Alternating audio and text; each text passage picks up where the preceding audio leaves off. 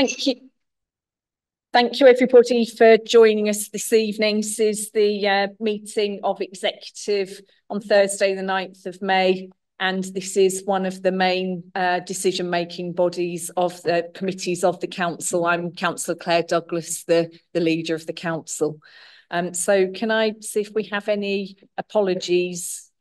We have apologies from Councillor Revilius, who is not here with us this evening, due to the fact that she job shares with Councillor Kent, and Councillor Kent is here to represent them both this evening. So thank you for that.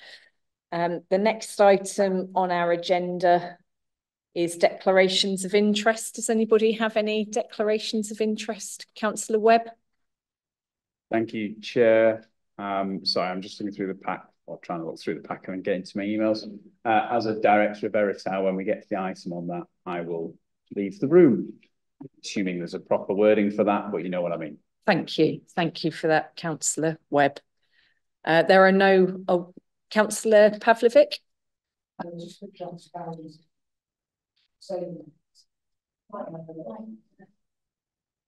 Sorry, just for transparency, Chair. In the resettlement paper, I previously worked in a resettlement capacity, but I don't believe it to be a prejudicial or any sort of conflict. Thank you. Thank you, Councillor Pavlovic. Right, okay, thank you everybody for that. So the next item is exclusion of press and public. So we need to consider whether to exclude the press and public from the meeting during consideration of annexes A and B to agenda item 11 on the grounds that it contains information relating to the financial or business affairs of any particular person, including the authority holding that information. This information is classed as exempt under paragraph 3 of Schedule 12A to Section 100A of the Local Government Act 1972. The Local Government Access to Information Variation Order 2006. So, excuse me, Robert, yes, please go ahead. Also for item 12 with the advertising contract. Thank you. Thank you, Robert. Okay, so can I ask if anybody feels that they need to speak about the restricted annexes in either agenda item 11 or 12, and that will include questions about it. That means that any information needs to be disclosed. No? Okay.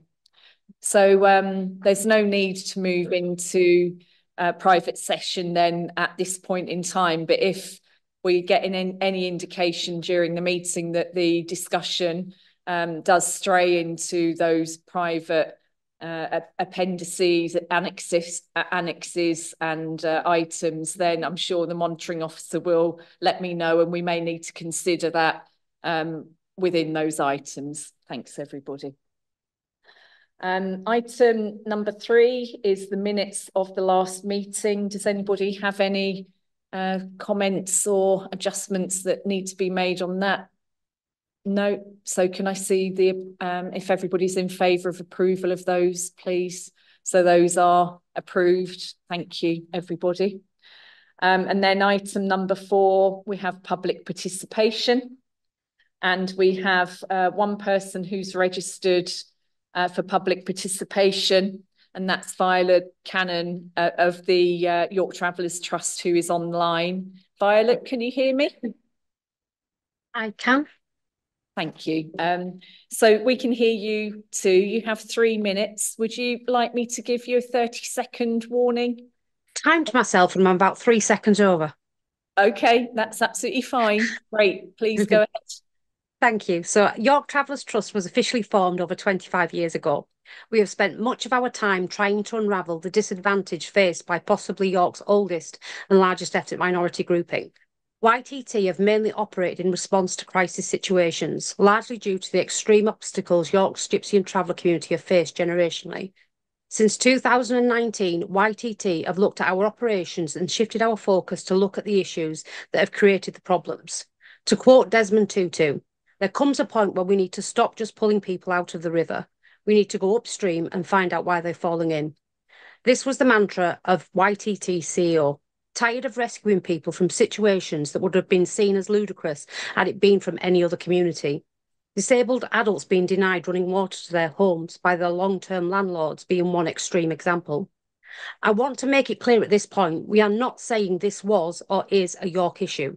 Sadly, this is a national epidemic, a system that is set up so that policy, structures and democracy are firmly holding the door of equality closed for the Gypsy and traveller communities. I'm sure for other communities also. In 2020, YTT began asking questions of the City of York, mainly around the outcomes in its out-of-date strategy and how they were going to move forward. We have been delighted with the work from the Gypsy and Traveller Working Group. Although it's meant quite a lot of unpaid work for YTT, it has been beneficial in forming some great collaborations. Worth particular mention is the education work. From which we have carried out a true co-produced piece of research that will be published next week. We strongly welcome the Council's commitment to work alongside YTT. This has not always been our experience, but we welcome the commitment on this and look forward to positive co-production. YTT were happy to be involved in the discussions around this paper and felt that our concerns were listened to for the most part. The removal of the word Roma as an example. Until we have some real representation from and by this community under the banner, we're not happy with it being called a Gypsy Roma Traveller Group. Also the removing of GRTSB after we again explained that YTT does not have representations from showmen and that the Showmen's Guild members were actively campaigning against the use of the acronym. On that note, I feel it would be remiss not to use this time to mention my surprise at the explicit removal of boaters from the report. YTT does work with the boater communities and has a board member from these communities.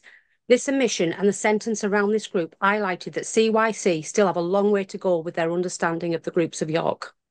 We are excited to be involved in the many strands that mention our involvement. That said, it is worth bringing into the conversation that the strategy might be implemented within existing resources. We are conscious of the recent commitment on housing, but the level of disadvantage on issues like health and education will require investment internally and to partners, because sadly, enthusiasm and excitement does not keep the eating on at Falsgrave Crescent. So whilst we do recognise the value of all the outcomes, we may need to choose which are most aligned with our own.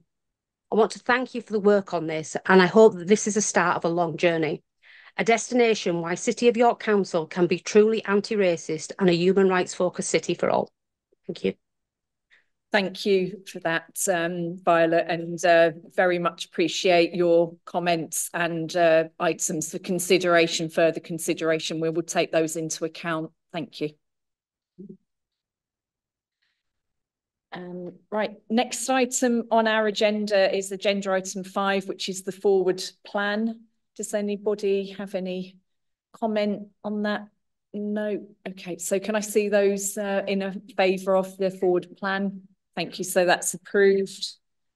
And then item number 6 is building smoke-free generation in York, approving use of the local stop smoking services and support grant. And we have Peter Roderick and Phil Truby here to speak to us about this report. So thank you for joining us this evening, and go ahead when you are ready. Thank you very much, Chair, and thanks, members of the executive. So we have nearly 15,000 smokers who live in York. Probably more than 1 in 2 of those smokers will die from the use of the cigarette. And so smoking has a huge burden on the health of our city, and it is thankfully a declining burden because our prevalence rates have been coming down, but they've not been coming down as fast as the national ambitions and targets, and this paper is all about how we accelerate that progress and build, is actually what the title of the report says, a smoke-free generation, a city in which smoking is gone and the effects of tobacco are gone, and we all live healthier and longer lives. So the report sets out our response to new resource, which is coming to the public health team specifically ring-fenced and earmarked for work to help people quit smoking and help build that smoke-free generation and future. And my colleague Phil here has been leading on that, so I will let Phil quickly take executive through some of the details of what's being proposed for you to approve. Thanks, Peter. As is outlined in the report, the council can expect to receive an additional £196,000 per year for the next 5 years to be spent specifically on smoking cessation activity. Part of the grant condition is that we must continue our current spend on smoking cessation related activity, and this must be used in addition to that. The report outlines our intention is to bolster the number of health trainers within the service who are providing stop smoking support to residents in the city, to expand our offer of pharmacotherapy and nicotine replacement therapy and e-cigarettes. We currently have a 4-week offer, and we're going to look to expand that to 10 weeks, which is in line with NICE guidance. And we're also going to expand the capacity of marketing within the service so that more residents are aware of the free service offer and how they can access support within the city. And Chair, I will just add one final thing about this paper, which I think one thing it enables our service to do, the service, the health training service, is already really good at getting quits. We already see the 4th highest quit rates in the country. So when we have people quitting or have people in the service, they are more likely to quit than elsewhere. But we know we're not always reaching exactly the right communities in the city. And that's a key plank of this strategy, really, is to make sure that some groups which typically might not come through a healthy lifestyle service, a healthy living service, rather than expecting that they come and find us in clinic rooms. Actually, our service is going to them and basing themselves in community venues. So that's a key part of this strategy, which we hope will deliver that sort of end of smoking in the right areas to tackle health inequalities. Thank you. Thank you, Peter, and thanks, Phil. It's really helpful and great that we've been able to bring in the additional money to support the, as you said, tremendously important process of allowing people access to stop smoking programmes. So would anybody like to speak on this item? Yeah, Councillor Eyre, would you like to go ahead, please? Thank you, Chair. Yes, it's a genuinely positive and liberal approach to help those addicted to cigarette smoking stop. Community support, guidance, education, and providing medical alternatives to help replace cigarettes. This is how York and the UK has succeeded in dramatically reducing smoking. I checked, and it's 6 years, 8 months, and 28 days since I finally gave up smoking. Actually, 16 years since I first tried on my 30th birthday and failed. Fell off the wagon after 2 years. So not entirely through that. So it is one of the most rewarding things I think I've ever done, and most people won't be surprised to know I did it through sheer stubbornness rather than any particular aids. It's not an option that I would recommend, so I think the council is right to extend the pharmacotherapy offer of e-cigarettes and other nicotine replacement treatments. It's positive that we'll reach the NICE recommended period of 10 weeks of these tools for quitting smoking to give our residents the best chance of giving up their addiction. I think working in community centres is also a positive step towards helping those that smoke. I think it's just a great shame that some of our most prized community assets that could play an important part in the strategy, such as libraries, face such an uncertain future. Councillor Coles. Thank you, Chair. And thank you to officers for their work that they've done on this report, and to all those, particularly Glyn and the team of health trainers who I know are out there working to deliver these services across the city. I just actually completely randomly was at the Chapel Fields community drop-in in my ward this morning, where Scott, one of the health trainers, was attending for the first time at my invitation, was attending the community drop-in because a number of residents had talked to me about the smoking cessation services that are being offered already by City of York Council. He was there. They were nearly queuing out of the door to book appointments with him, but they were certainly really keen to see him, and he's going to be there every week for the next foreseeable future. So it'll be really good to see what impact that can have for people who want to quit, actually need a bit of help, congratulations to Councillor Eyre on managing to do it on stubbornness. I know most people don't manage it that way. Most people do need a bit of help, and it'll be really good to be able to offer smoking cessation support for a longer period of time, because a lot of people manage it for a few weeks and then relapse. We know that, as you set out in your report, it's one of the biggest drivers of inequality and health inequality in the city. And I know that the health trainers across the city are already doing amazing work on smoking cessation and on some of the other drivers of health inequality. It remains a real priority for this administration to do all that we can, using all the levers that we have at our disposal, to reduce health inequalities, because we know that in this city they are too stark, and people deserve better than a 12 and 14-year life expectancy gap, which is what we have at the moment. So this administration will continue to work to do that, and I'm absolutely delighted that we've got this additional investment to provide that support for residents. Thank you, Councillor Coles, and I couldn't agree more. And on that note, I'd like to bring everybody's attention to the recommendations, which are on pages 19, 20 of the report pack. And we're asked to approve the use of the local stop smoking services and support grant for 24-25 as outlined in the paper. And that includes the expansion of the council's stop smoking support, the expansion of treatments and the offer of additional stop smoking medications, additional community outreach to smokers, particularly those in disadvantaged groups in the city, additional communications activity to drive up smoking quit rates. And in paragraph 16, executive are asked to approve the use of the local stop smoking services and support grant in future years, subject to funding, in line with the approach outlined in this report. So can I see those in favour of that, please? Thank you. That's unanimously supported, so that is passed. Thank you very much. Thank you, both Phil and Peter. And thanks to your teams that are doing that out in the communities. It's hugely important work. Thank you. Agenda item 7 is the update to joint committee governance arrangements for the Yorkshire Purchasing Organisation, colloquially known as YPO. And we have Dan Moynihan here to present to us the paper. Thank you, Dan, for coming this evening. Please go ahead. Thank you, Chair, and thank you, members of the executive. As you've just said in your introduction there, YPO is the central purchasing organisation for the Yorkshire region, set up originally in 1974 as a joint management committee, along with its trading arm, YPO Procurement Holdings Limited. The management committee has been operating to the same governance arrangements since 2010. It was then decided in recent years, in 2021, by the committee that it needed to refresh and change its governance arrangements in order to make it more commercially viable and fit for purpose for future years.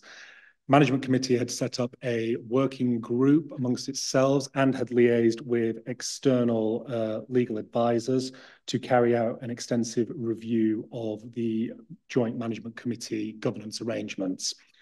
The main themes of these changes can be found and are summarised in paragraph 15 of the report on page 5. I would like to stress as well that this is only in relation to the joint management committee governance arrangements. Any arrangements in relation to the governance of the rest of YPO, including the company, will be subject to further consideration at a later date. Therefore, as per the recommendations within the paper, the executive are invited to note and consider and accept the proposed changes that have been put forward by YPO in relation to the management committee, to delegate authority to the Director of Governance to sign the updated management agreement on behalf of the Council, noting that all the founding member authorities of YPO must agree to the management agreement and the amended arrangements before they take effect, and to continue to delegate contracting authority to the functioning role of the MD of YPO to continue in that position. Thank you. Thank you, Dan. Thanks for that. Would anybody like to make any comment on this? No. And it is a functional paper, and we have reviewed those constitutional changes on and are happy with them. And Dan outlined the recommendations there. So they're on page 40 and 41, and it's paragraph 5, A, B and C. As he mentioned, we are going to accept the changes recommended by YPO. There's a delegation of authority to the Director of Governance to sign that updated management agreement on behalf of the council, and then C, to delegate contracting authority to the functional role of the Managing Director of Yorkshire Purchasing Organisation. So can I see those who are in favour of that, please? Thank you. So that's approved unanimously. Very good. Thanks, Dan. And thank you for your work on this. I really appreciate it. Thank you. Item number 8 is the future resettlement pathway, developing homelessness resettlement pathways and building independence. And we have Sarah Story, who is our Director of Adult Social Services, and also Martin Kelly, who's Director of Children's Services, and Dennis Southall, who is Head of Housing Management. Wow. Yes, Councillor Corbane. Thanks, Chair. I think I'm just seeking advice, really. So, as is declared in my register of interest, my partner works for SASH. Now, this paper doesn't affect that in any way, shape, or form, but it is mentioned as part of the briefing.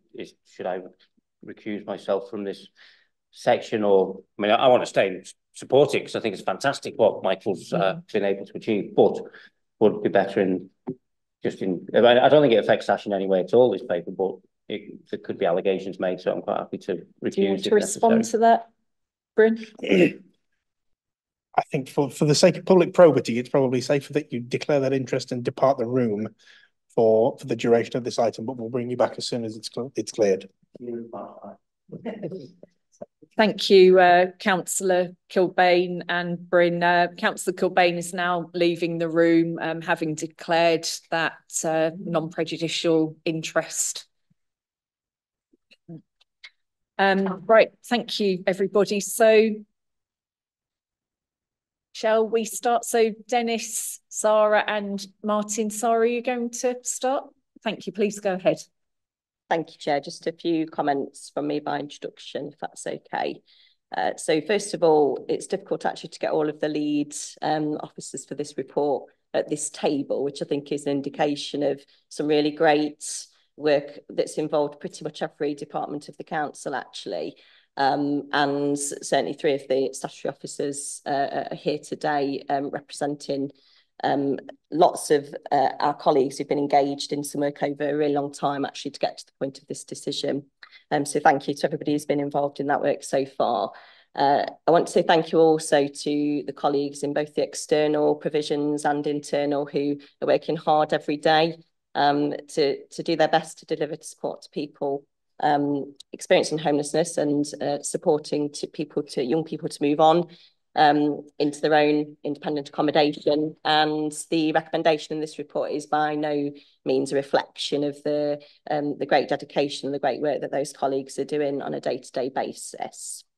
So I think that also to offer some reassurance that in terms of if the decision is approved to bring those services in-house today, there is a plan to support those colleagues in terms of that transfer. And we're really looking forward to engaging with all of our colleagues across all of those frontline services to ask them to help us to redesign those future pathways.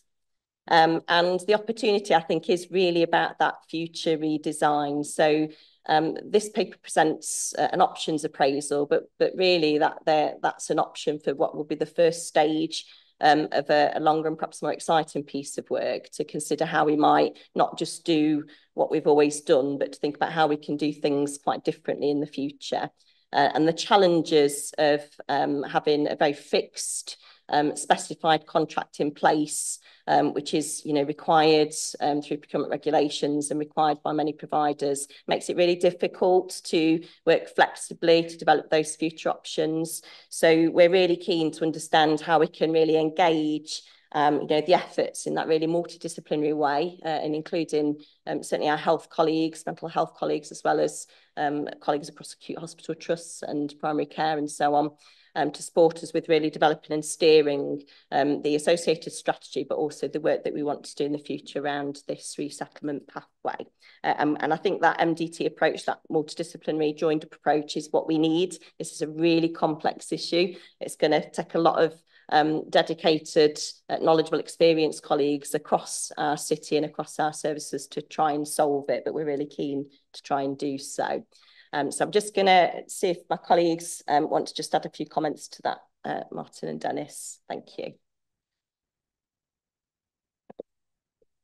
Yeah, very little to add apart from the fact that I'm in complete support of this. I think particularly for young people, there are many handoffs across the system, and our statutory responsibilities have changed somewhat certainly in the last 12 months.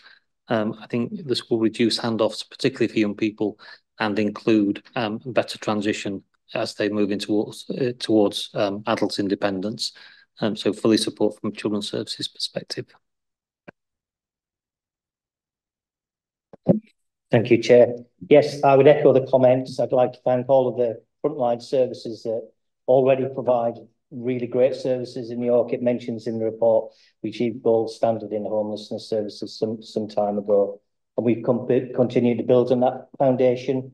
This is clearly the next stage in improving services further, making them ever more person-centred, individualised, trauma-informed, and moving away from an more institutional model towards allowing individuals to either be rapidly rehoused or receiving the wraparound support that they want. There are many challenges within this ambition. We all know that, but I think this helps us move towards meeting that ambition in the longer term. Thank you. Thank you, and thank you to all three of you. And I do know the vast amount of work that has gone into this to get it to this point over quite a long period of time. And I'd like to ask you to go back to your teams and thank them for the work that's been carried out, because it truly is a gargantuan task, but tremendously important. And I am really happy to see that we're on the path to making significant change in how we work with homeless people within the city. It's tremendously important. So thank you for that. Can I see who'd like to speak on this item, please? Okay, Councillor Pavlovic, do you want to start off? Thank you. Thank you, Chair. And thank you to the officers, because I think they've given a very clear description. And I'm wondering whether there's anything for me to say, but God knows I can't resist the opportunity to fill a void.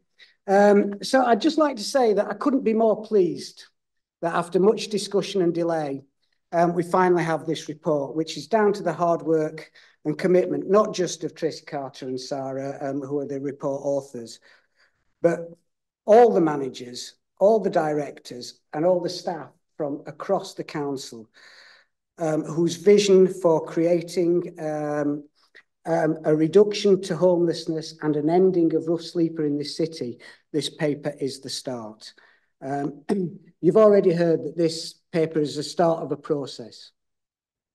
I've spent most of my working life trying to support homeless people, and indeed running a hostel myself, Dennis, as you remember, and recognise that far too often the system works against the very people that we're trying to help.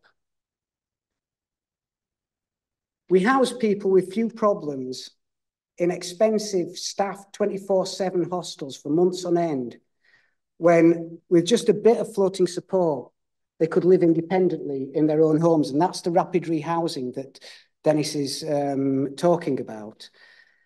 And we need to move away from this sense, notwithstanding all the brilliant work that's been done by those people on the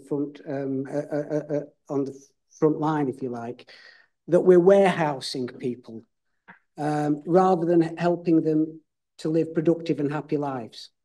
And that's the fallacy that most of the approaches that that homelessness services have historically worked on. And I'm incredibly grateful for the research and support of the academics of the University of York's Centre for Housing Policy, particularly Professor Nicholas Pleece, a world-renowned expert in homelessness and housing first, who was able to show us the research, which we then did ourselves with the cohort of people that are living in in our resettlement services, that the majority of people in our hostels do not have multiple and complex needs and are capable of living independently. We're not reinventing the wheel. What we're doing is bringing together the evidence of what's working, both in the UK and across the world. So thank you very much for your input. Given that I said I wasn't going to say much, I said more than I intended, but thank you. Thank you, Councillor Pavlovic. Councillor Eyre? Thank you, Chair, and thanks to Councillor Pavlovic. That was relatively brief for you. I know this is an area that means so much to you, and we do appreciate the work and the things that you do. Obviously, clearly support the ambition and the work that's gone into developing the pathways that we see here today. I think for us, though, it was surprising that within 6 months that there had been a complete change of heart in terms of the approach to be taken. The report suggests, as with many current contracts and procurement, that there was a prolonged period of indecision, potentially followed by flawed decision-making. We did see this with the Salvation Army, and that does fly red flags for us around the potential in this plan. Paragraph 27, and it may just be the language used, does read as though the council doesn't really know what it wants, and this was a key basis for not retendering. And I think it isn't made clear in this particular paper just what dramatic changes have swung the financial modelling so far in favour of in-house provision in only 6 months. The business case on page 121 is less than convincing, and I know the finance officer will attest to the fact I'm always suspicious of anything that balances at precisely zero. The suggestion that such a dramatic switch in policy can balance precisely to the exact penny within the existing contract does make me somewhat suspicious. There is also a presumption within the model that staff costs will go down. CYC terms and conditions we know are usually significantly better than outsourced providers. So this is risky whether this will actually be achievable. It has been confirmed to me that there was an anticipated cost of TUPE staff being migrated to the council's terms and conditions, and this hasn't been factored into the business case that's presented here today. This does point to a potential budgetary problem in the future or a reduction in staff and or service provision. Obviously, we hope this isn't the case, but we will wish to flag those particular concerns. Thank you, Councillor Eyre. Does anybody want to speak to the financial aspects that Councillor Eyre has raised there? Is anybody able to add any technical detail? Only thank you, Sarah. Yes, I think as it's outlined in the paper as part of the due diligence, as we were producing the options appraisal for this work, it was identified that we could be in receipt of additional income in relation to some of these schemes, which would substantially improve the financial position. And what I would say is put probably the in-house and external services on probably an equal footing or thereabouts in terms of the costs of those services. And thanks to our finance colleagues who provided, again, a significant amount of work into that.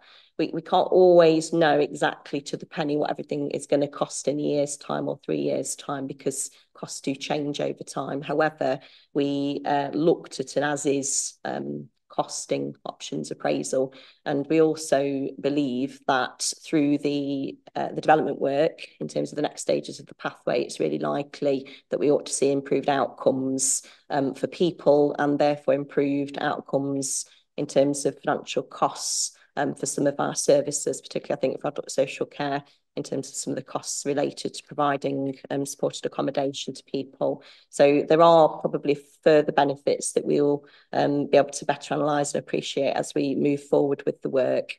And understanding some of the detail of those current costs will form part of that first stage as well. But we're fairly confident with the financial advice that we've been given at this stage. Thank you. Thank you, Sarah. That's really helpful background. And yes, it has been an absolute joy to hear to me that we could be recouping far more housing benefit on all of our homeless services, actually. So shame that wasn't spotted earlier, wasn't it, really, by previous administration? But there we go. Councillor Webb. Oh, sorry, Martin, please go ahead. Yeah, I think there's what we can't put in the report is also the advantages potentially really of creating a system that doesn't have considerable handoffs across that system. The value of having better placement arrangements from young people to adults, where you've got direct access and immediate access to psychology, speech and language, the council resources and what the council can provide, I think is probably fairly significant in terms of reducing ongoing costs in the future. Thank you. Thank you. It's really helpful. Councillor Webb, thank you. Thank you, Chair. You won't be surprised. I'm going to talk about the children's bit. That's sort of my bag. But also, I also want to talk a little bit about partnership work within council services and beyond, actually. So firstly, on the children's element. So we've talked a little bit about sort of housing first when we're talking about our adult population, but actually this is really, it's a family first approach, and we shouldn't lose sight of that is the most important part for the children's focus. Youth homelessness is something concerning our city and across the country, and it's certainly something that sadly, due to austerity, is on the rise, and it's something that I think we all agree we want to tackle as hard as we can. And I just want to spend a minute just saying thank you to all those organisations and all those individuals, whether they be within the council or outside the council, foster carers in particular, our staff who work in pathways and transitions, all those people who work with our young people to help support them in that very, very difficult transition between being a child and an adult. It's probably one of the hardest points in your life. And if you're going through difficult housing situations at the same time, that must be pretty dramatic. I think it's worth saying, due to the changes in regulations around the provision for young people, this has given us an opportunity as well. And I think it's great that this has come at the same time to actually look at what provision we have for young people and how we can change that to better benefit our city and our young people. And on partnership work, what I'd say is I think you've heard today that, you know, this administration has brought together housing, children's, commissioning, health in terms of psychology and things like that, adults, finance, who've managed to find sort of extra money. You know, this has been a piece of work that's been done. It's taken quite a while and quite a lot of meetings and quite a lot of work to get it working. But when we bring people together, how good is it? It's really, really positive. And I'll finish with, if you haven't looked at it, please do look at Annex B of this report, which is the 16 to 25 accommodation pathway, because I think that really sets out the vision, sets out what would happen for different young people in different circumstances, and hopefully gives us something, a bit of clarity to what we need to do. So yeah, thank you for officers' work. I think it's a great piece of work, and it's been really good to sort of work together with other portfolios across the piece. Thank you. Thank you, Councillor Webb. And then Councillor Coles. Thank you, Chair, and thank you again to officers for all the work, because there has been a lot of work on this report. Also, huge thanks to Councillors Webb and Pavlovic, because actually this has been a real example of what real collaboration can actually achieve. And at the heart of it all has been a desire to improve the outcomes for some of the most vulnerable residents in the city. We like a challenge in this administration, and we've been trying to rise to it in this case. This is one of a really good example of the administration living its vision from the council plan and trying to ensure that everyone who lives in York is able to live healthy and fulfilling lives. Health in all approach is absolutely at the heart of this paper.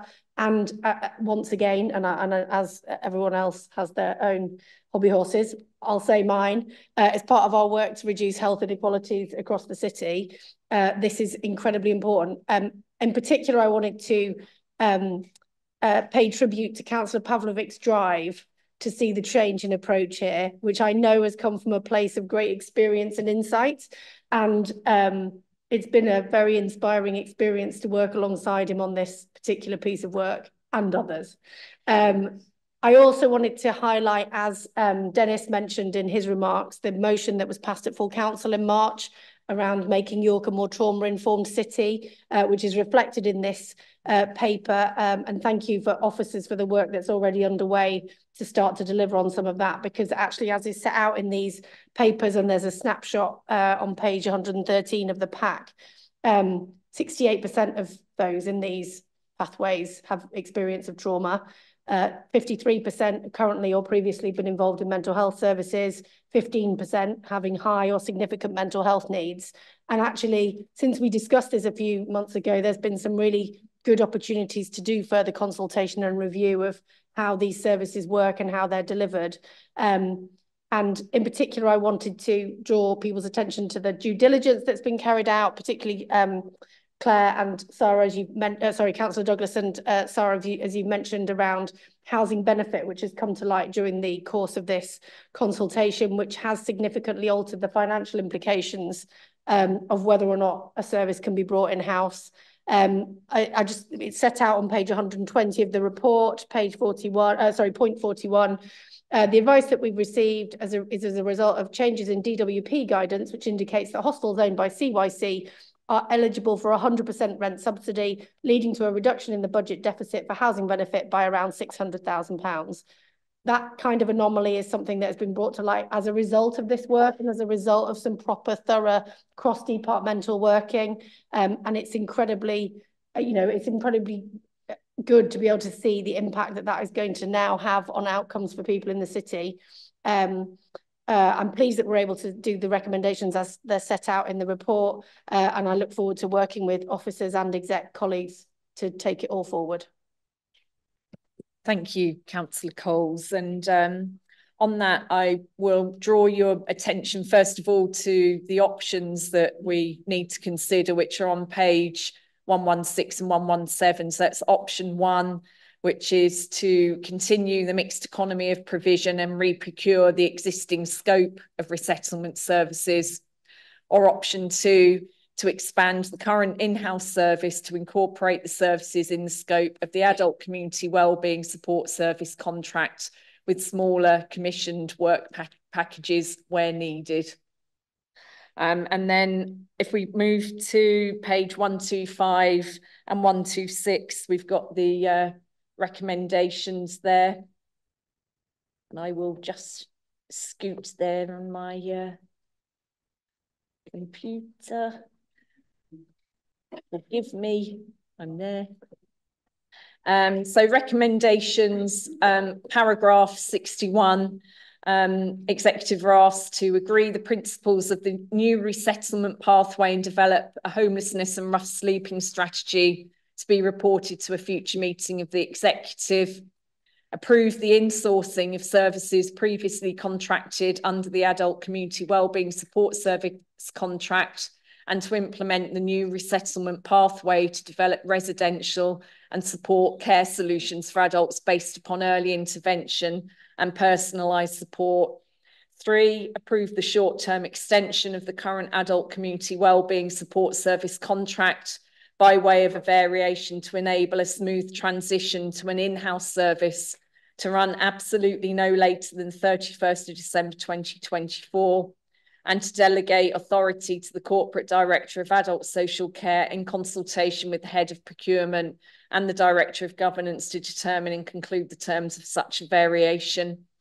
4, approve the commissioning of support services as needed by the pathway following the transition of the residential elements of the current contract, and to delegate authority to the Director of Housing, Economy and Regeneration in consultation with the Head of Procurement and the Director of Governance to take such steps as are necessary to procure, award and enter into the resulting contracts and any subsequent modifications and or extensions thereto.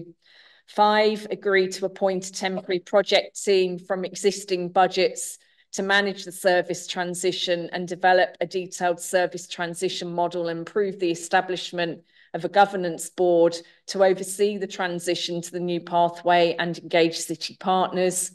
6, approve the commissioning of the Young People's Community Wellbeing Support Service following review of the specification and to delegate authority to the Corporate Director of Children's Services in consultation with the Head of Procurement and the Director of Governance to take such steps as are necessary to procure, award and enter into the resulting contracts and any subsequent modifications and or extensions thereto.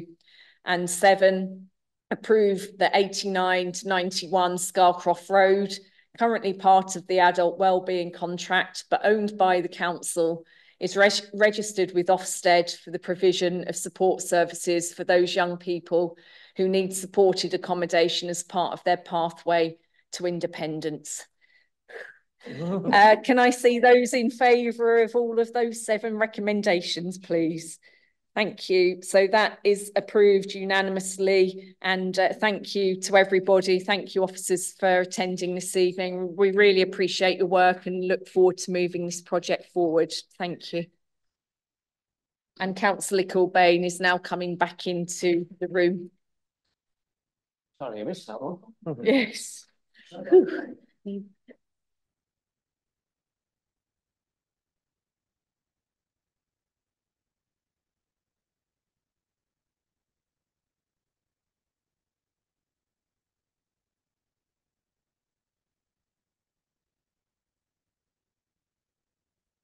Right, we move on to agenda item 9, which is the Gypsy and Traveller Action Plan. And we have Pauline Stutchfield and Laura Williams here this evening. And I think Laura's going to start off. Thank you. Thanks. So the Council's last Gypsy, Roma and Traveller strategy ran from 2013 to 2018.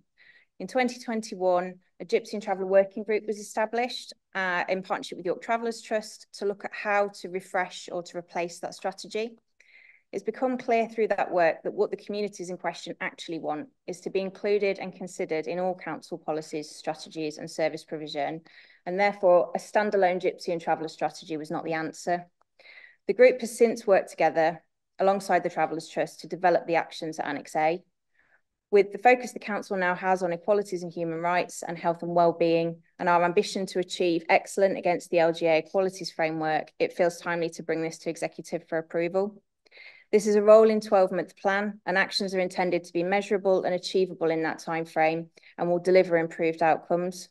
A recommendation in the report is that an update will be brought to an executive member decision session annually, which will hold us to account on the delivery of this plan.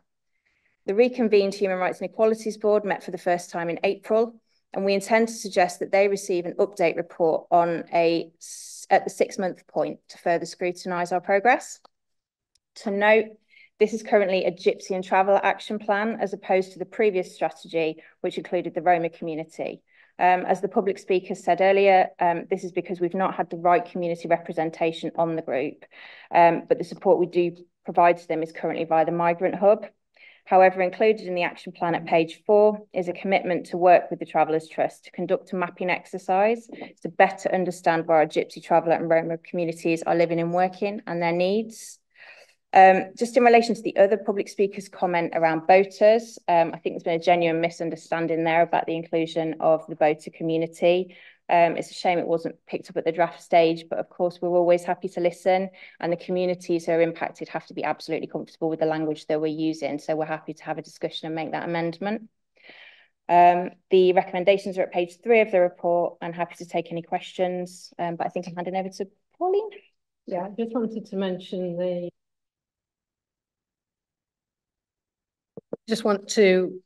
the health needs assessment at Annex B, which is a really important piece of work, never been done before. So I just wanted to thank Public Health from that work, and Violet, who was the public speaker, made the introduction to that report and said it was the start of an important conversation that hasn't taken place yet. And she's looking forward to the future partnership working on that. I also want to thank York Travellers Trust as a whole and the working group for their work. And if not for the first time tonight, we've heard about cross-council working. There's been cross-council working on the action plan as well. And thank you to all those involved. Thank you. Thank you, Pauline. Yes, I couldn't agree more, and I'd be really happy to see those adjustments made to the report that reflect the points that the public speaker raised with us. Very valid and a great example of cross-directorate work. It really is. So thank you all for that. Can I see those who'd like to speak on this item, please? Okay. Councillor Eyre, would you like to go ahead then, please? Thank you. Thank you, Chair. Yeah, very briefly, happy to support the recommendations and obviously extend our thanks to the officers and all those involved in terms of drawing this one up. I think Pauline flagged the HNA, and that's just the one thing I wanted from a personal angle to flag up. At the top of page 181, there is reference to mental health.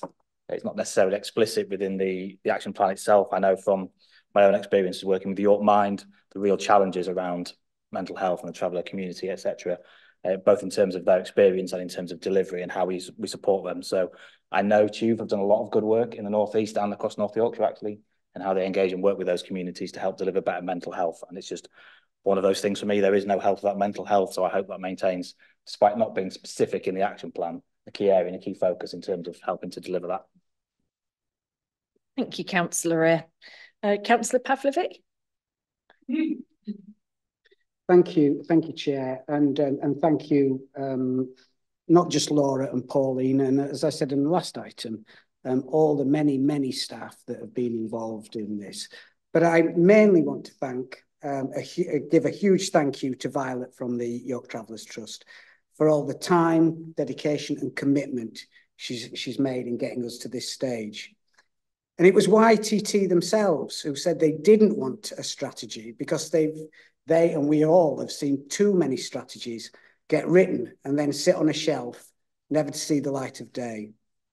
The last strategy ended in 2018, and it's a shame that we're now 6 years on without it being rewritten or refreshed. And this action plan has clear objectives built by the cross-departmental group and alongside the York Travellers Trust that will set targets that we can and should be judged against annually, and if the HREB agree, after 6 months. We need to prove as an administration and as a city that we can walk the walk, not just talk the talk. As well as the commitment we've already made in a previous executive meeting to improve the living conditions of our Gypsy and traveller communities, we need to do so much more around the health and education attainment. And I'm also so pleased to see the commitment from public health, as well as the ICB and from our children's services. We are so sorry that the Gypsy and traveller communities and families in York have been let down for so long. This action plan is not the end of the journey, but the beginning, and we will do all we can to rebuild trust. It won't happen overnight, but in time, I hope you will see that nobody in this city is left out or marginalised by this administration. Thank you, Chair. Thank you, Councillor Pavlovic. And Councillor Lomas? Thank you, Chair. I also want to extend thanks to everyone who worked on this action plan, especially to Violet and the Travellers Trust, everyone in the council, but also people outside of the council who've contributed to it, and that's a really important factor in this. We recognise the efforts that have been put into getting this right, and it's very, very difficult to engage and try to get people to a place where they can talk about putting it right when they have been so harmed by the approaches that have been taken in the past. And that's a difficult lesson that we need to learn. And I'm really pleased that we've been able to get to a point where there has been such engagement, and that's a real testament to the skill of staff in doing that work. I hope that in the future we can work across all of the communities and include actions that will address the inequalities that all of those communities face. But I think that for now, for this next 12 months, we've got a good base to build from. This action plan aims to take some measures in the next 12 months to rebalance the enormous disadvantage that we know is faced by Gypsy and traveller communities in our city. And Violet said when she spoke in public participation, the extreme obstacles that are experienced.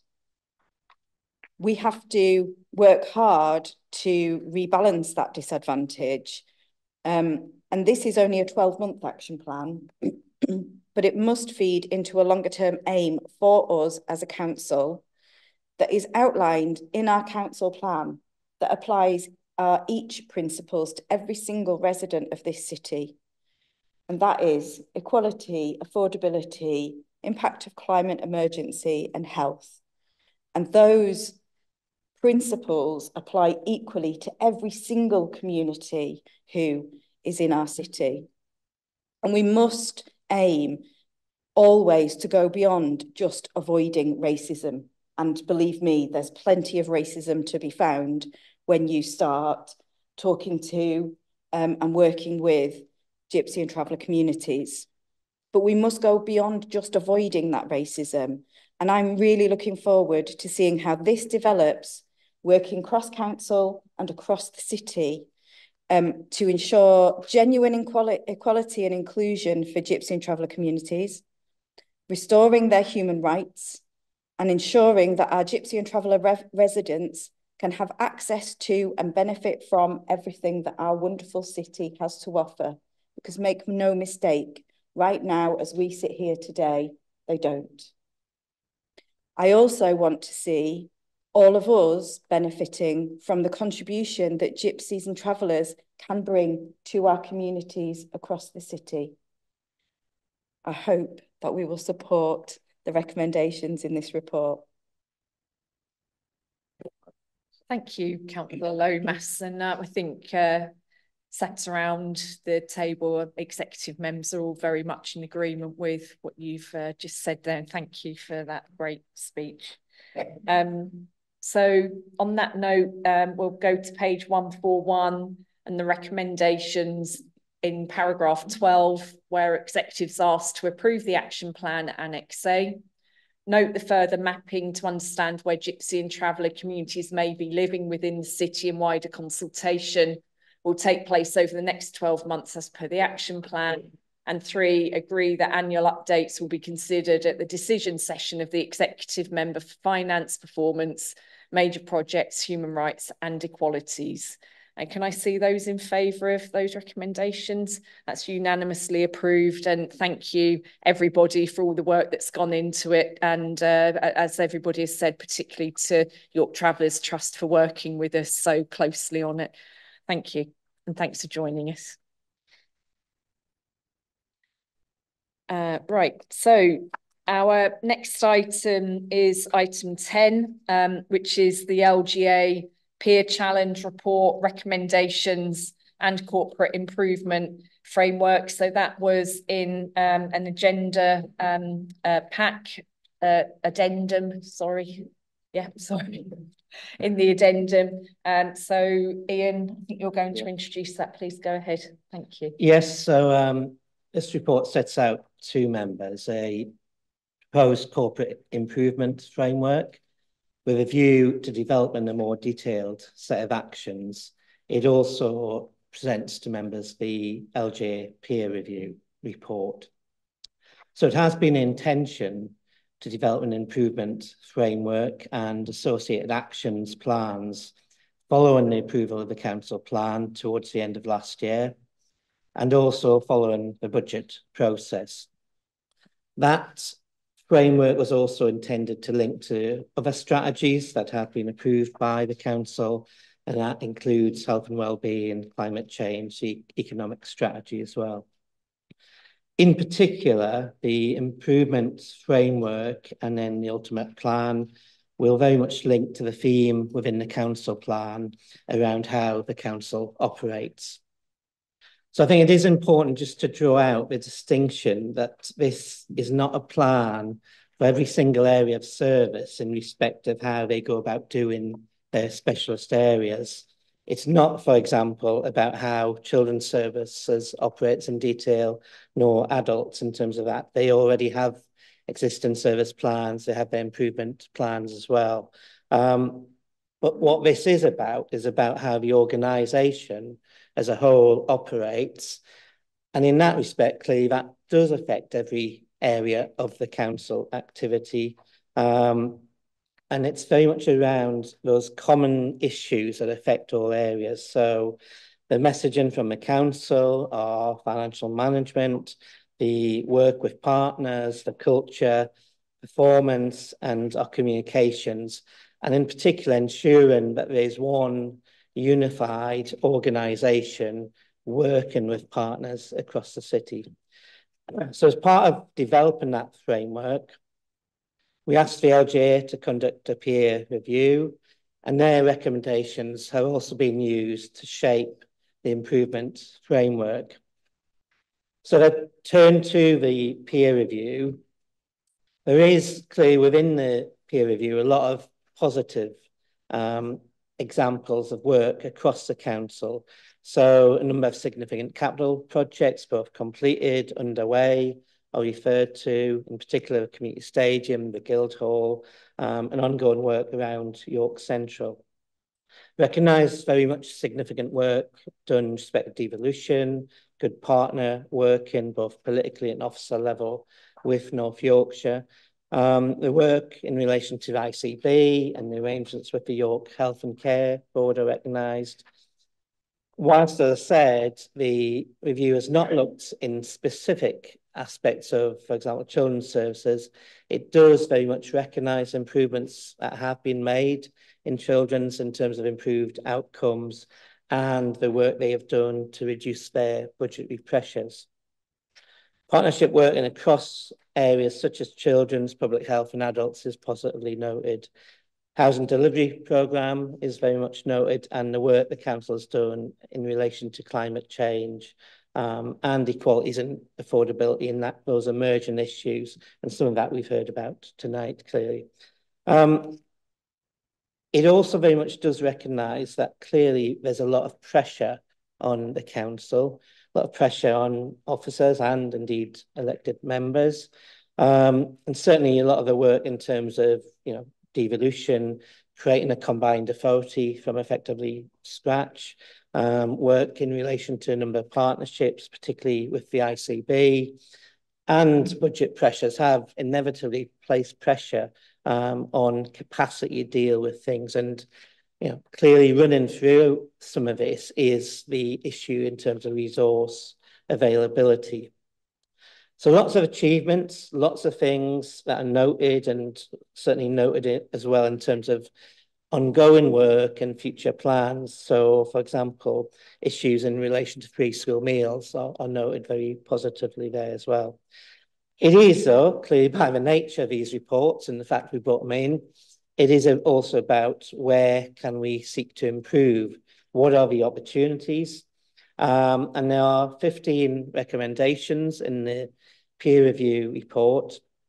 And as we set out in the paper, you can categorise those broadly as follows. So recommendations 1 to 5, very much around priorities, culture, narrative and delivery. Recommendation 6 is around performance and recognition. Recommendation 7 around internal engagement and communications.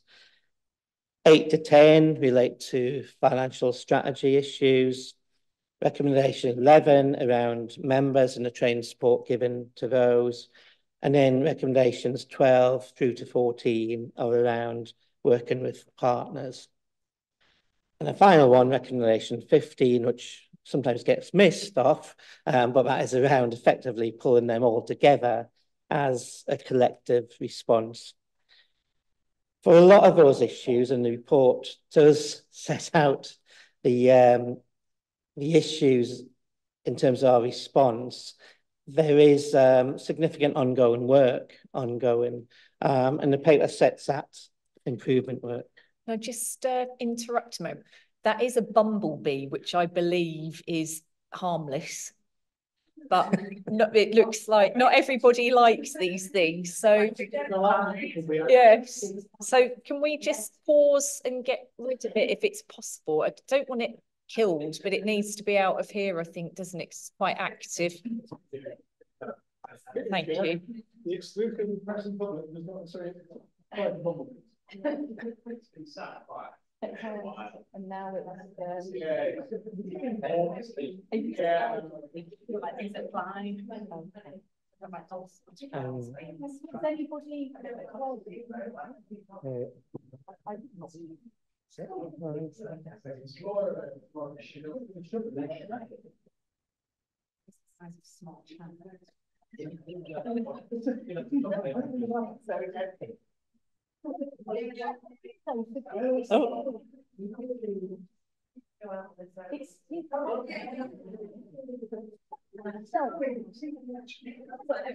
You were just getting back on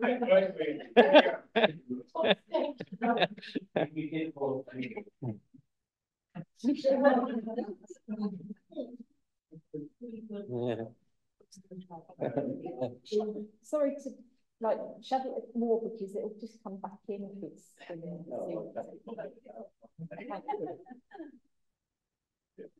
right. Thank you, everybody. Well, we are back on task again. Ian was in full flow, so apologies for that, Ian. Please take off again. There's many a time I might have wished for that bee to rescue me in the past. So, so just in terms of the 4 themes, so just coming on to the improvement framework. So obviously use the recommendations from peer review. The framework maps those activities across 4 themes. Those themes are around strengthen strategic leadership, one city, one council, harness the commitment to the city to deliver ambitions and build a strong foundation. And the details are all in the report, and at the end of the report, you can see the framework is set out there. I do just want to say that whilst the peer review does, recognise many of the achievements of the council, it doesn't recognise everything, and you wouldn't expect it to do so. It clearly is highlighting a number of significant issues. But in that regard, I do want to thank all of our staff across all areas for continued commitment. We've seen some good examples of that tonight in terms of how staff are working together, often in difficult circumstances, and to very much note, all the work that goes on across the council within all areas. And the improvement framework is very much about building on what we've already got, building on the strengths we've got, and recognising that all organisations seek to continually improve. So it's important we see it in that sense of continuing to improve, continuing to be the very best council we can be, serving our residents and businesses across the city. Now, clearly that is a challenge. We know the significant financial pressures we've got, but clearly it's one we need to face up to and harness that commitment across the city, work with our partners to best effect where we can. So very much it is that continual improvement theme, which I think is really important that people take away and keep in their minds as we go forward. Build on things, be outward looking, open to listen, learn, and clearly continue to develop. So effectively, executive are being asked tonight to approve the corporate improvement framework. That will then be subject to further consultation. We'll be working further with partners, and some of that work has already started this week to develop a more detailed action plan and the corresponding equalities impact assessment. I'll stop there, Chair. Thank you, Ian. Would anybody like to speak on this item? Councillor Eyre, please go ahead.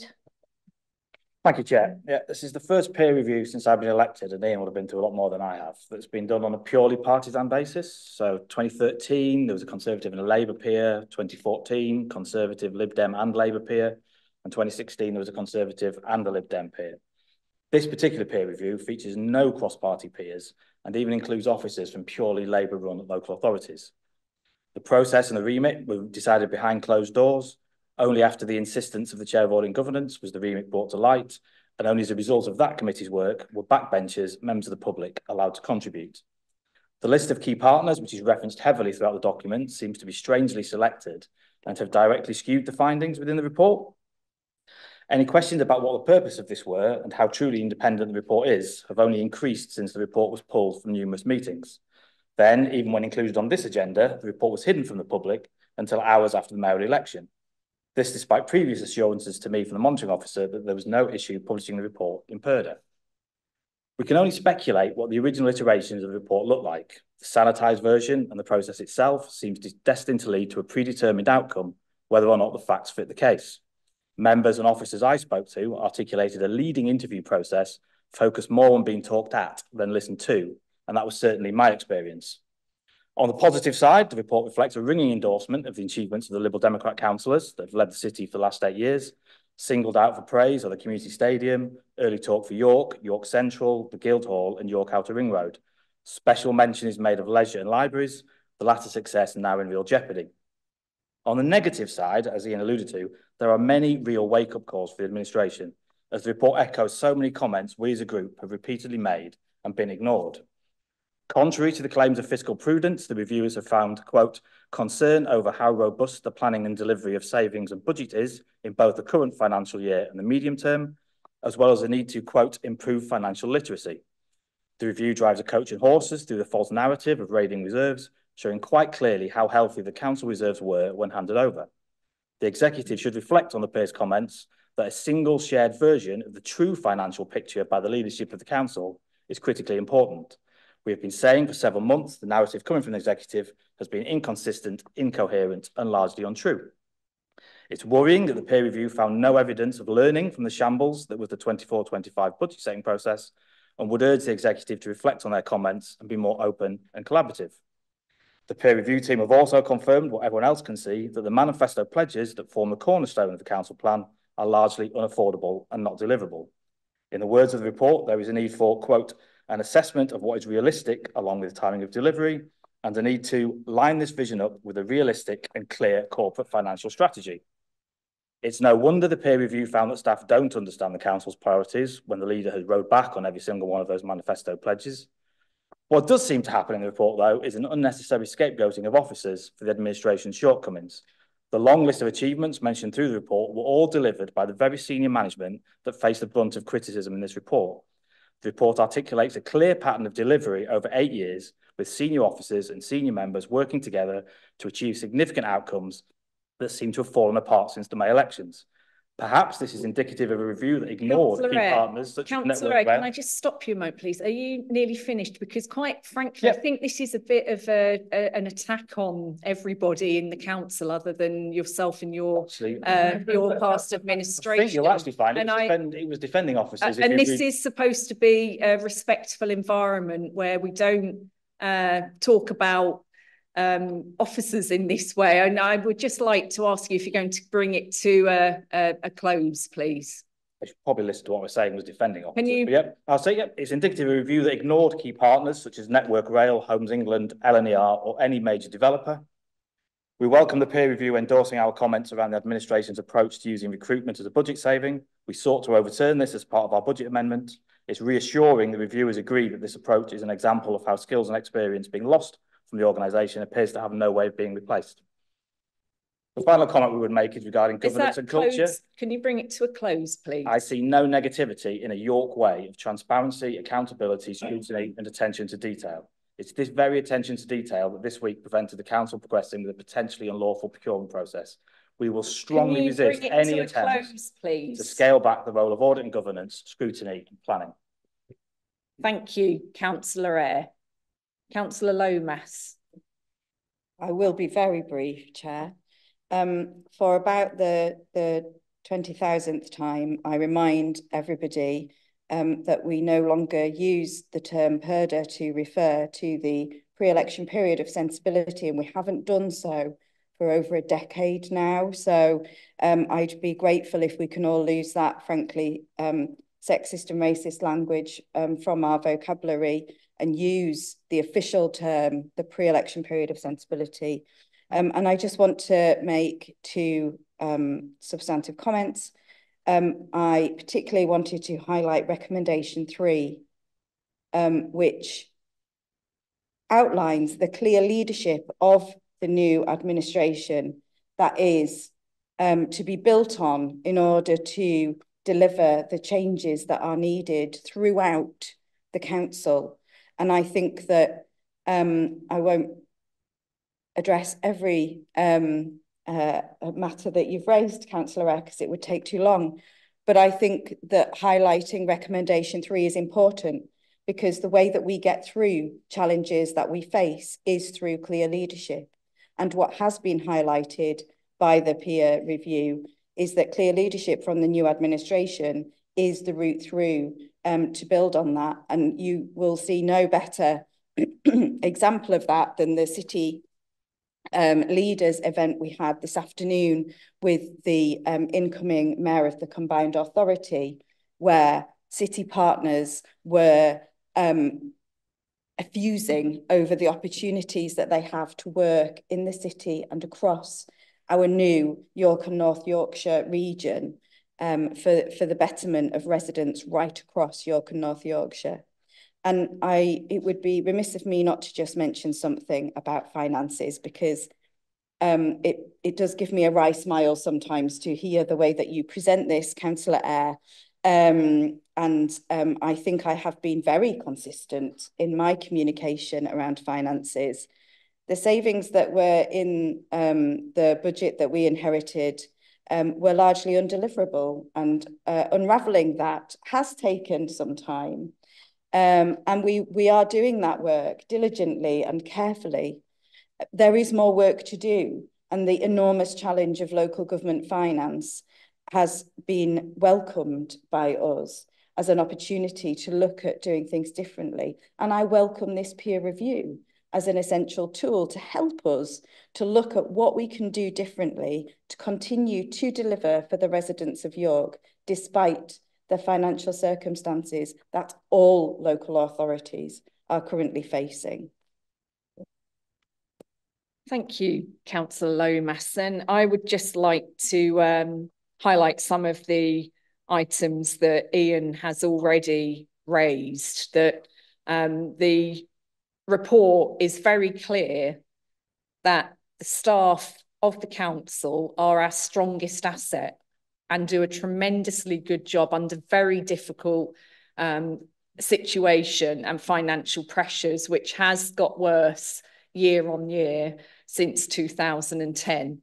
And it cannot be underestimated the effort that it takes to deliver on a daily basis when that pressure is on you. So I would like to say to them, no matter what Councillor Eyre is saying, that they have done a fantastic job over the period of time and continue to do so. And I think all of the executive members sat around this table would echo what I've said and are enjoying working with them in their determination to deliver on the priorities of our very clear political leadership and our pledges that are being delivered consistently and constantly. And I am looking forward very much to the fact, actually, that disabled people with blue badges will be able to join us for mayor making on the 23rd of May in the Guildhall, because the blue badge bays have gone back into the Lendal Blake Street route today, and they will be ready to allow people to access the city centre that your administration so bluntly shut them out of for a period of years. I'd also like to say that the last time there was a corporate peer review in the council was in 2016. So that tells you something, doesn't it, about the last time it was done. That was the first year, second year of the joint administration of the Liberal Democrats with the Conservatives, and we have had nothing since. In fact, in the intermediate time, we've had a public interest report, and there still wasn't a corporate peer challenge. So we have come in look at how the council operates, to improve the experience of the residents of York for the betterment of York, looking at how we can improve what we do collectively. And as Ian said, being outward looking and open to scrutiny in a way that hasn't been done since 2016, 8 years ago. So, of course, it lays us open to the fact that we need to develop and improve in certain areas, but that is no surprise. This is a large, complex organisation, and it hasn't had the political leadership that it has needed for that period, and it has it now.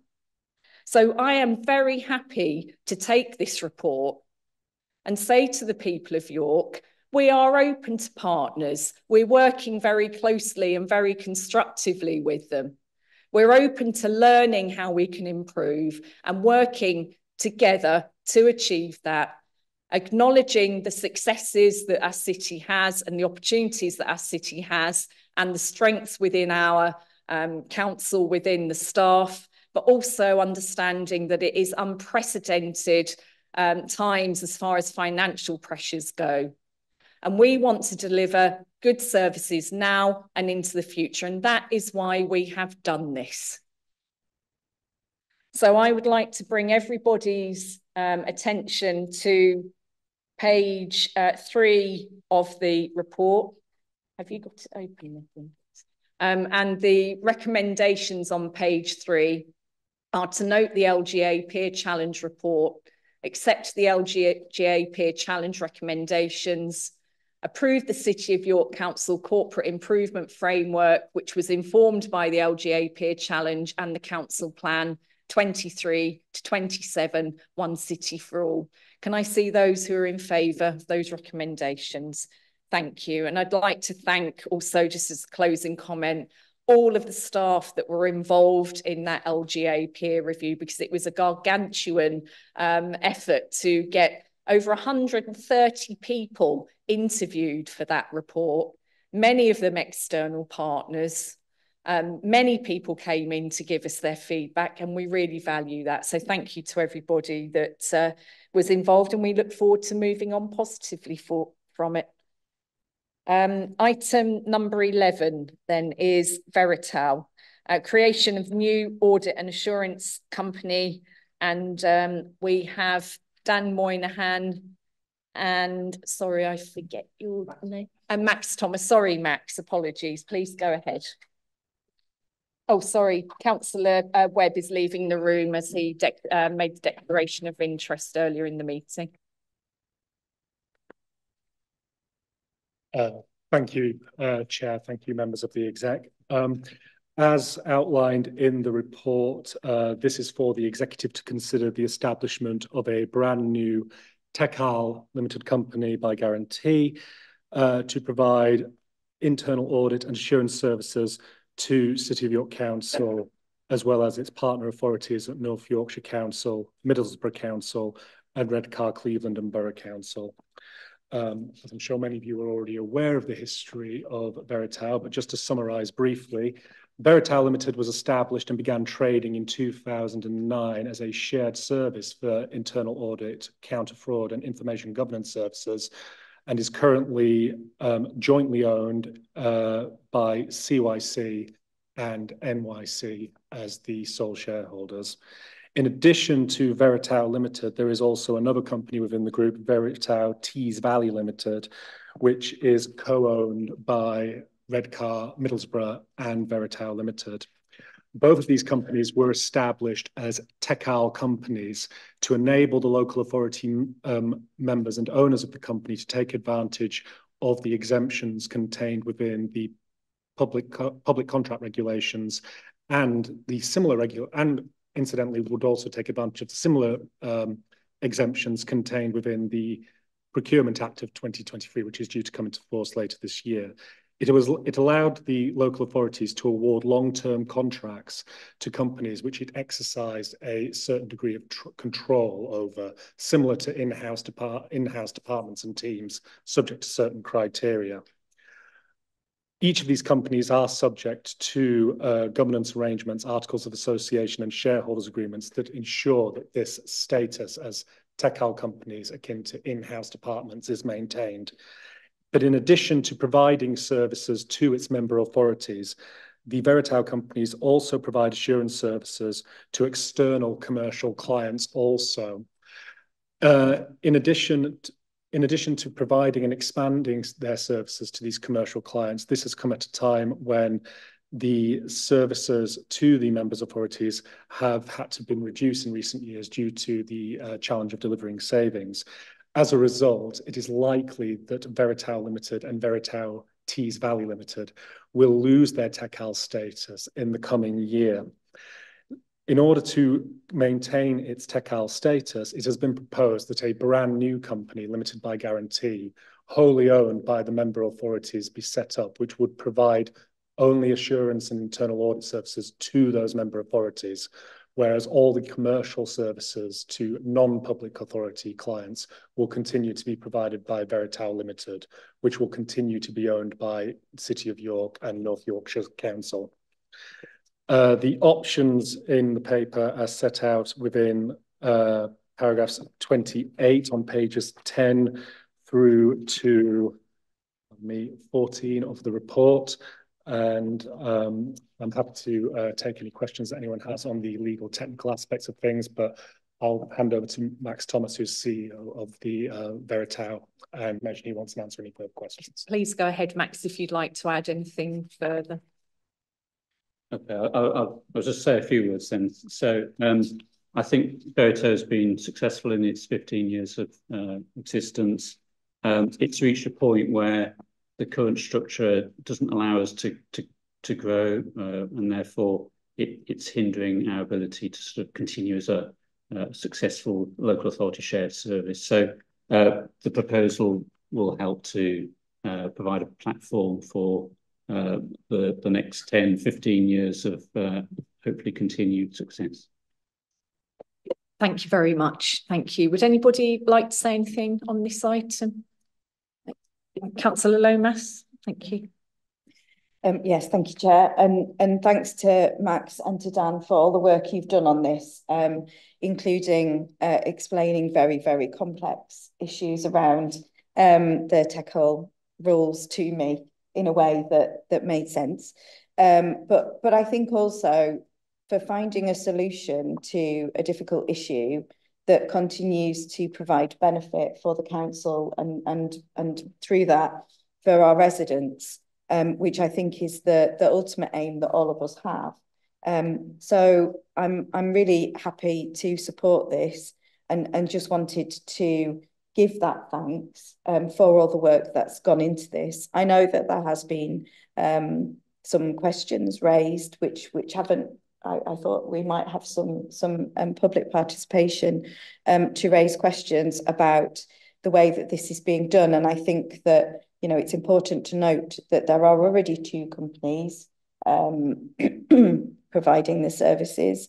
This is restructuring into a better set of organisations that can continue to provide for York and North Yorkshire, and that through us as shareholders of the new company can continue to provide benefits to those shareholder organisations. Thank you, Councillor Lomas. And on that note, the recommendations are on page 191 and 192 under paragraph 8. And so it's recommended that the executive, further to Article 12 of the Constitution for the Council of the City of York, approve the formation of a new TECAL compliant company limited by guarantee, together with North Yorkshire Council, Middlesbrough Council and Redcar and Cleveland Borough Council for the delivery of audit insurance services to these authorities.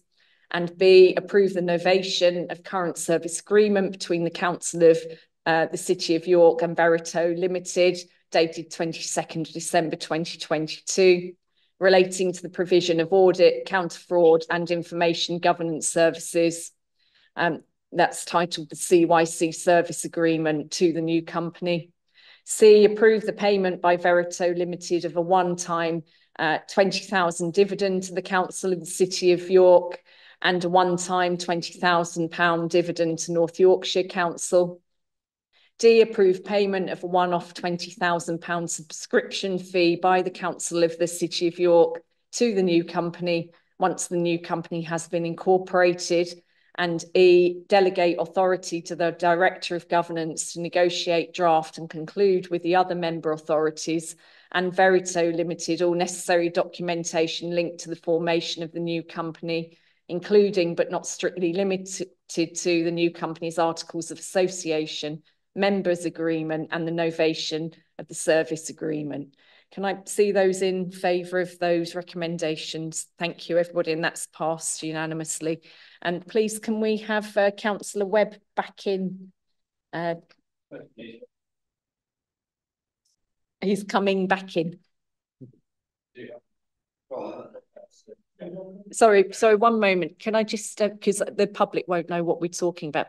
Councillor Kilbane just asked, what's the name of the new company going to be? Was that correct? So Max said he has a name for the company. What is it, Max? We were planning to call it Veritau Assurance Limited. We realised that's not permitted. So we've gone for Veritau Public Sector Limited. Thank you. Thank you very much, and thanks for attending this evening. We really appreciate it, and thanks for all the work that you do for us, Max, and please pass that back to your team as well. Thank you.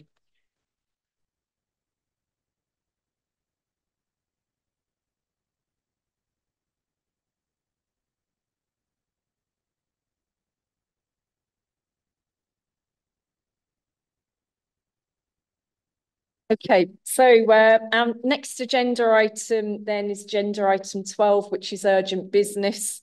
And we have been notified that there is urgent business today. And that was provided within supplement to the agenda, and that is the advertising contract. We have Claire Fole and Dan Moynan here to introduce the paper to us. So thank you, please go ahead. Thank you, Chair. So I'm bringing a revised report to Executive today covering a different recommendation for the advertising contract. Before I begin, I wish to apologise to Executive for requesting a decision without having all the facts to hand. This is my error and mine alone.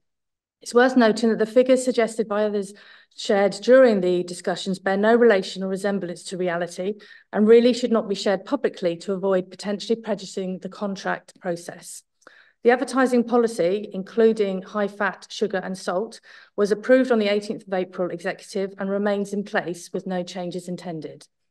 We encourage all contractors to offer social impact as part of their contract negotiations, and this can include York Community Fund as a vehicle to build community capacity and encourage community action going forward. Moving on to the report. Today's report reflects information that came to light since the 18th of April Executive and seeks approval today to go to a competitive tender for the bus shelter advertising. There are two media owners who have 98% of local authority market, and we very much hope to hear from them both, one of which is our incumbent, JC Deco. To support this extended process, we seek a 12-month extension, taking us to December 2025. This report also notes that due to this delay, there is now an impact on the financial strategy for 23-4 and 4-5, which has resulted in an existing pressure. Thank you.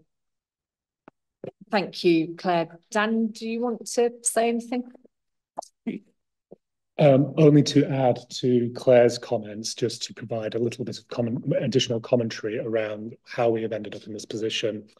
Exploration as to whether or not it would be possible to waive the requirements of a competitive process and to negotiate directly with the incumbent was explored based on financial estimates and information that were provided to both legal services and commercial procurement. Based on the information received by officers in legal and procurement, it was felt and it was advised at the time that a competitive tender exercise under the relevant law would not technically be necessary and that a waiver under CPRs could have been sought. However, once new information had been come to light and further clarification had been sought and further examination of those previous assessments had been undertaken, it had then transpired that the estimated turnover for a contractor who would be taking on such an opportunity within York would have taken this contract above the relevant procurement threshold. As soon as this was discovered, officers in legal and commercial procurement immediately revised their previous advice and are recommending that an open, transparent procurement process be undertaken straight away. This was then communicated straight away to the monitoring officer, yourself as leader, the relevant executive member, and was also brought to a call-in session that took place yesterday, where where members of calling committee were also informed of the decision not to proceed with the previous decision that was taken by executive in April. Thank you, Dan. Very much appreciated, and thank you for your openness about the further information and the errors that unfortunately did occur. But we have found a solution, and I'm glad we're moving forward in a positive way, in the appropriate way, and we will get this contract sorted out. So thank you very much for that. Can I see those who'd like to speak, please? Councillor Eyre, please go ahead. Thank you, Chair. It's difficult to know where to start with this latest issue. I mean, it's tempting to just read out my comments from the April meeting. I told you then that there was no rationale for not tendering. I told you that the tender would garner significant interest. I told you that awarding a multi-million-pound contract in return for community fund pledges would raise huge flag with residents. As ever, and happened today, you chose not to listen and instead misrepresented my legitimate concerns to make cheap political points. That action has led to huge reputational damage and brought the council into disrepute. Fortunately, as a result of Lib Dem calling councillors and 13 minutes of research on my behalf, any potentially unlawful decision was halted. 13 minutes of scrutiny. At 2:02 on Tuesday, I was informed by the head of procurement that the relevant legislation was Concession Contract Regulations 2016.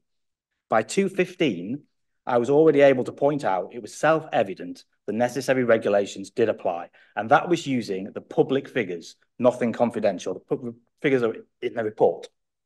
It was not, as stated, a new discovery. It was 13 minutes of simple maths presented to procurement that should have been done way before the paper came to executive. It was simple questions the exec member for finance should have been asking. She quipped last month how frustrating it must be for opposition members not to receive papers, but it's a good job we do. You're actually criticising the work of officers here, and I don't think that's appropriate. I was criticising an exec member there for not doing their job. No, it's not. It's not. Okay, it's not. So please, can you limit your comment to political comment? Setting aside the legal threshold of 5.2 million, members of the public would find it hard to understand the executive blindly waiving procurement rules to award even a £5 million contract with no evidence why. Even more worrying was the inclusion of the contribution to your manifesto pledges as a material consideration in the decision. The background paper was clear this contract should go to tender and that this should have been done in December when you agreed to extend the contract. It was your decision alone to use executive powers to ignore this advice and to waive the council's own rules. The sole basis for this was the donations to the community fund and a line about capital costs of the council, which is reviewed by background evidence. It's complete fallacy. Sorry, monitoring officer, could I ask you to make any comment about the legal aspects of what Councillor Eyre has just said, please? So I think the concern I would express is that obviously the implication from what's been said is the council chose to go with what it considered at the time to be a legitimate waiver of contract procurement rules solely on the basis of the receipt of an inducement from a contractor in relation to the council. And a line about capital costs of the council. Councillor Eyre, please, can you be quiet? You're not invited to speak. The monitoring officer is speaking. You can either be quiet or you can leave. Thank you, Chair. So the suggestion, therefore, is that the council chose to waive procurement rules solely on the basis of an inducement from one of the potential suppliers in the market, and as has been noted, there are effectively only two. That is obviously not an appropriate suggestion to make. There is, as I understand, no evidence whatsoever for that allegation. It would certainly be considered defamatory were it to be brought to a court, because the clear implication from that statement is that the council is acting unlawfully. There is no indication of that. This was a simple error on the part of two individuals who were effectively working at cross purposes. I don't think I need to say any more, Chair. Thank you, monitoring officer. That makes things far clearer for us. I would prefer that we keep to the point on this conversation. Would anybody like to speak? Councillor Lomas.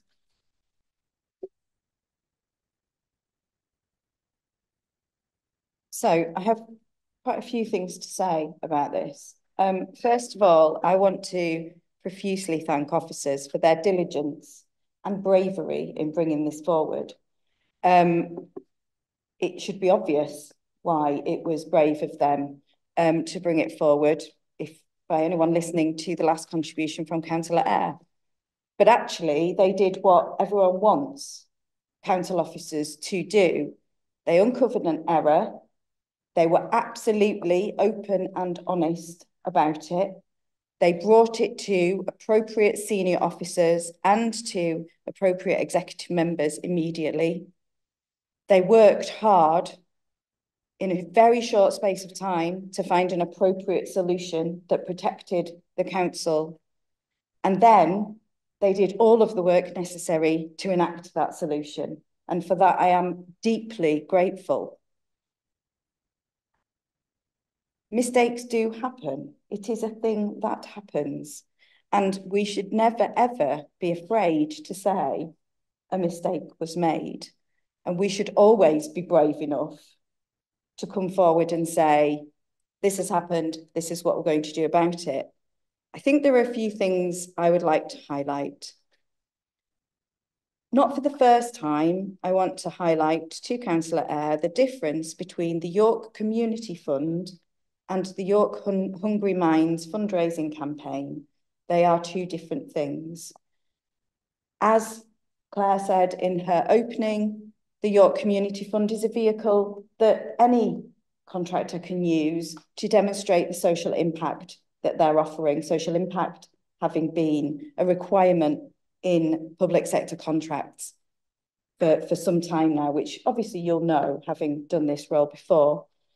And if the contractor doesn't have their own mechanism for demonstrating the social impact of the contract, they are more than welcome to donate to the York Community Fund, and the York Community Fund Steering Group will decide how that money is spent. And the York Community Fund Steering Group does not contain any of the executive and does not contain any of the officers who were involved in negotiating this contract.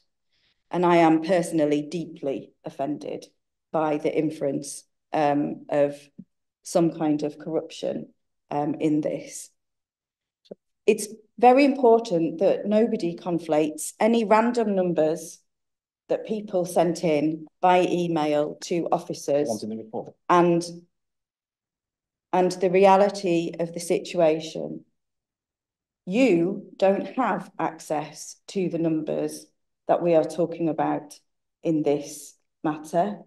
Officers do, but they're commercially sensitive because they involve another organisation than us.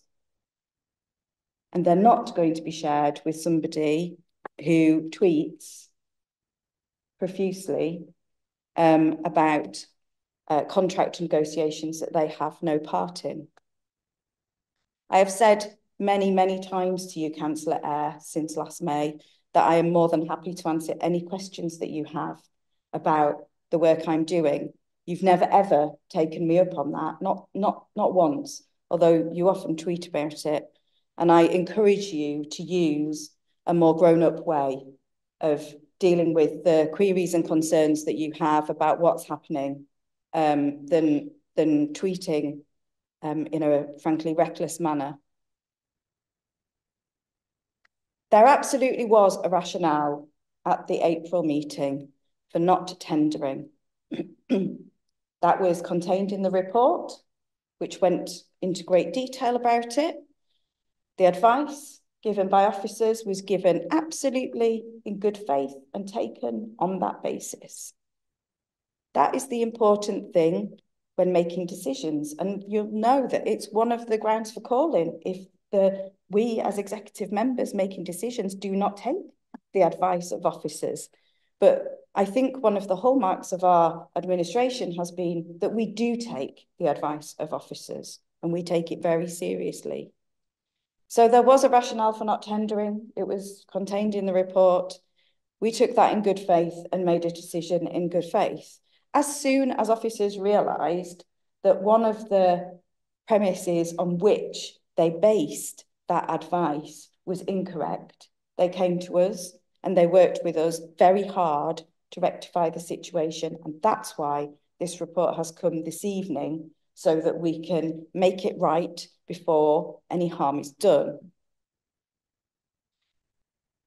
One more thing I just want to mention is that there is nothing in the background paper to suggest that we had to go out to tender. There absolutely isn't, Councillor Eyre, but we shouldn't be discussing that in the public part of the meeting. And if you want to discuss it, then we will go into private session in order to discuss it. But there genuinely is no need, because, as we've said, the decision was made last month at executive, and as soon as officers pointed out that there was an issue with the information on which we based that decision, we've rectified it, and we come now to change the decision and make it right. And I hope that, as I think the monitoring officer has pointed out, the two potential providers, please don't flick through pink papers in front of the camera. I think it's Peter we'll White have Papers to take doing. another meeting down off Peter the Papers doing. internet. As the monitoring officer mentioned, the two potential providers of this contract, I look forward to them providing us with tenders and to working closely with them. And I hope that nothing that's been said or done in the last couple of weeks puts them off, because, as we've been saying in previous items, York is very much a council that wants to work with partners and work positively across the city to do the best for our residents. Thank you, Councillor Lomas. Councillor Pavlovic? Thank you. I wasn't going to speak, Chair, but having heard the advice from the monitoring officer and being absolutely outraged by the comments of officers and members of this executive, of which I am one, who made that decision, are party to graft, which in his opinion is defamatory. No, that's what you said. It was part of an inducement. You've heard from the monitoring officer, who was our chief legal officer, that this is defamatory if it was taken into a court of law. Now, I give you one chance to retract the comments that you made about inducements and graft. The comment that I made, Councillor Pavlovic, was that it was a material consideration of the executive paper, and it was in the executive paper. That is not accurate. That is not accurate. Yeah. Let's move on. Right. Can I bring everybody's attention, therefore, to the recommendations of the item number 12, which is paragraph 18 on page 5 and 6. So we've got A through to D there. They are really quite detailed. Do I need to read them all? So we've got A, which is note the independent market appraisal and potential revenue opportunities from place-based advertising. B, approve the additional extension of 12 months to the current concession contract for the supply and maintenance of street furniture, and to allow a formal competitive exercise to be undertaken and delegate authority to negotiate and conclude the extension in accordance with the terms and conditions of the current concession contract. C, approve a formal competitive procurement exercise to be undertaken for a new 15-year plus 1 year optional extension concession contract. Do I need to say anything more on that one? No. That's the no. And then D, delegate authority to the Director of Governance in consultation with the Head of Procurement to negotiate and conclude the new 15-year concession contract for the provision and maintenance bus shelters with either no advertising, paper adverts or digital adverts. Can I see those in favour of those recommendations, please? Thank you. So that's unanimous and that is passed. With that, I bring the meeting to an end, and thank you to everybody who has attended this evening. Thank you. The meeting is closed.